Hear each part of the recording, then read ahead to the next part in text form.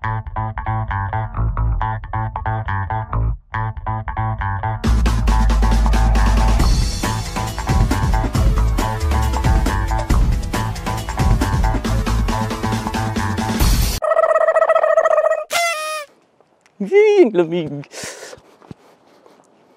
Hey guys, welcome back to my channel. I'm Junior Ben.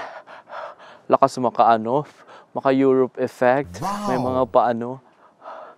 Actually ngayon ay nasa 10 o'clock na. 10 o'clock in the morning. So today ay isi-share ko sa inyo kung ano yung mga requirements para makapunta kayo dito sa Georgia kung ikaw ay Philippine passport holder and galing ka sa GCC countries. Ang ganda ng ating background for today's video. As you can see, meron tayong meron tayong ice. Kasi nandito ako ngayon sa northern area ng Georgia. Wherein kadalasan sa mga tourists nagpupunta dito dahil dito yung medyo marami ang snow.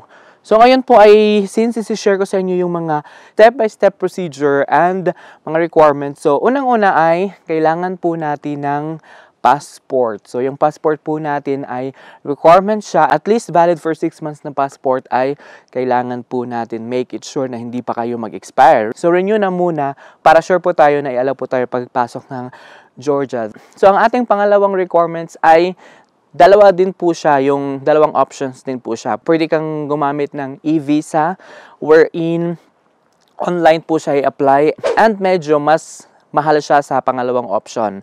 So, i-online mo lang yung e-visa. After that, i-print mo lang din yung visa dahil yung kasama ko si Marjon ay e-visa yung sa kanya. Wherein, kung mag-e-visa ka, yun yung ginawa niya, how much yung nagastos mo? Ang mga ano yun siya in real na, ha? Real around 80 real, ganon. Pero hindi na ako pumunta sa sa translation office. Kasi ako sa case ko, online lang ako. Wala akong ginawa.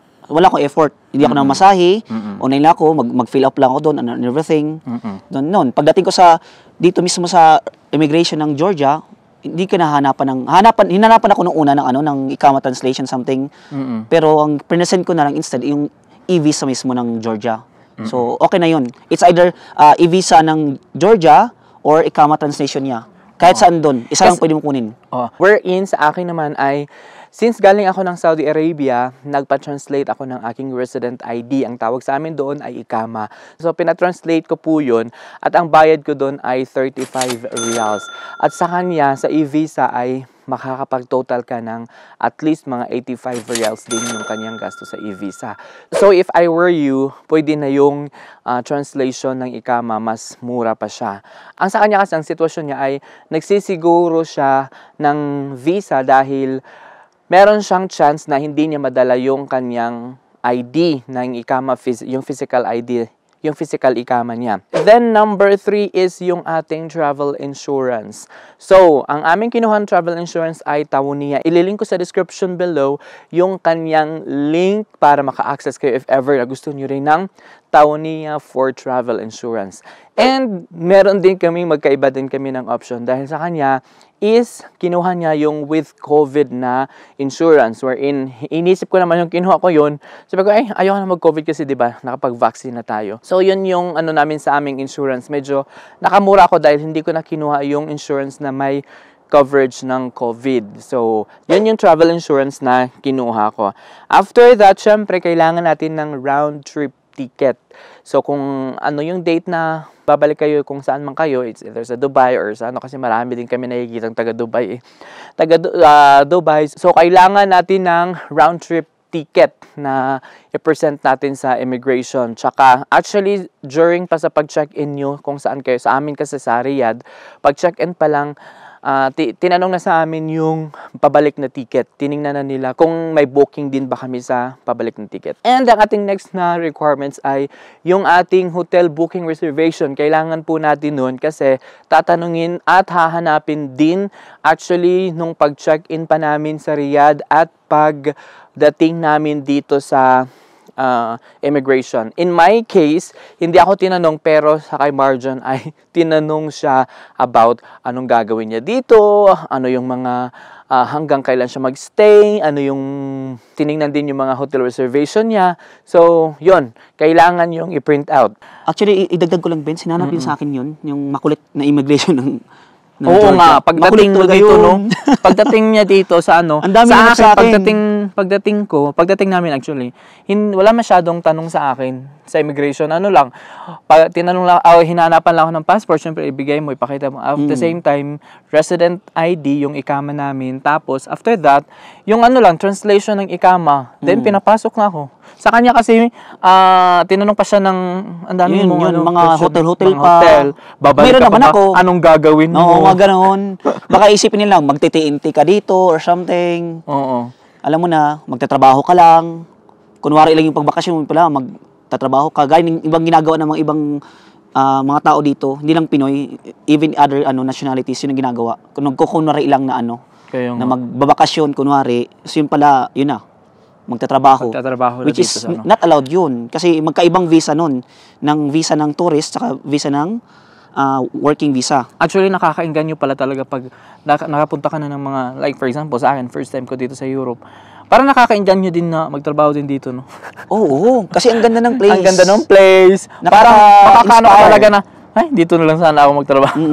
Kahit ako, yun. Makakapag-isip ka talaga, kaya Maganda. hindi natin ma-judge yung mga nagti-TNT kasi talagang maano ka talaga na makakahanap ka dito ng magandang buhay din. And then, ito ay optional na kasi sa akin hindi talaga hinanap. Thank God kasi hindi rin ako nakapag-print. So, kailangan yung iba kasing mga Pilipino na kausap namin, hinanapan sila ng bank statement. Mayroong mga tourists na hinanapan na bank statement. Depende kasi yun sa immigration eh. Yung iba nakapag-print naman. Pero sa akin, if ngayon na alam nyo na, mag-print na lang kayo kasi mas okay na kompleto yung requirements nyo. Hindi kayo mababother kung ano yung mga hoy, ano yung mga hoy, ano yung mga hoy. Jesus me.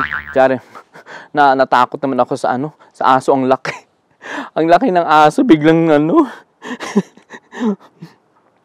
Tapos, ang next is, optional din to yung vaccine certification. Nag-print na lang kami, pero actually, hindi na siya hinanap yung vaccine certification. Just for the sake of peace of mind na kung kailangan nila, so at least may ma-present kayo. So basically guys, yun lang yung mga requirements natin. Kailangan natin ng passport na at least valid for 6 months.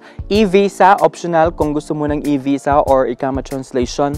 At itong travel insurance, then round-trip ticket, hotel booking, reservation, ang lamig na, bank statement, at ang vaccine certificate. So, I recommend guys na punta kayo dito.